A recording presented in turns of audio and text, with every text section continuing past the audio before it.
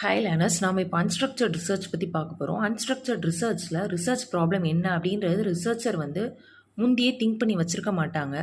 ஸ்பான்டேனியஸாக தான் திங்க் பண்ணுவாங்க. ஸோ இதனால் ரிசர்ச்சருக்கு என்ன தான் ரிசர்ச் ப்ராப்ளம் அப்படின்றத எக்ஸ்ப்ளோர் பண்ணுறதுல எந்தவித ரெஸ்ட்ரிக்ஷனுமே இருக்காது. அதுக்கப்புறம் என்னென்ன ப்ராப்ளம்ஸ்லாம் இருக்கலாம், என்னென்ன ஃபினாமினன்லாம் இருக்கலாம் அப்படின்றத அவர் ரொம்ப ஃப்ரீயாகவே திங்க் பண்ணலாம்.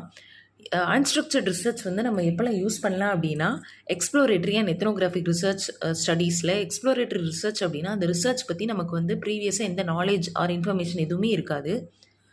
ஸோ அந்த டைம் நம்ம யூஸ் பண்ணுவோம். எத்னோகிராஃபிக் ஸ்டடி அப்படின்னா ஒரு சர்டன் கல்ச்சரில் இருக்க பீப்புளோட ஹேபிட்ஸ் இல்லை ஏதாவது ஒரு விஷயத்தை நம்ம ஸ்டடி பண்ணுறது எத்னோகிராஃபிக் ஸ்டடி. ஸோ அந்த மாதிரி விஷயத்துலலாம் நமக்கு ப்ரீவியஸாக ஒரு நாலேஜ் இருக்காது. அந்த மாதிரி டைமில் நம்ம அன்ஸ்ட்ரக்சர்ட் ரிசர்ச் யூஸ் பண்ணலாம். ஸோ அன்ஸ்ட்ரக்சர்ட் ரிசர்ச் நமக்கு அந்த ஃபீல்டை பற்றி இல்லை அந்த பர்டிகுலர் டாபிக் பற்றி எந்த நாலேஜும் இல்லாத டைமில் நம்ம யூஸ் பண்ணுவோம். அடுத்தது structured research. Next structured research பொறுத்த வரைக்குமே நம்ம என்னென்ன கொஸ்டின்ஸ்லாம் கேட்கணும், என்னென்ன ரிசர்ச் ப்ராப்ளம்லாம் வரும் அப்படின்றத நம்ம ப்ரீ டிட்டர்மைண்டாக முதல்ல டிசைட் பண்ணி வச்சுக்குவோம். ஸோ அந்த ஆர்டரில் தான் நம்ம கொஸ்டின்ஸ்லாம் அரைஸ் பண்ணுவோம்.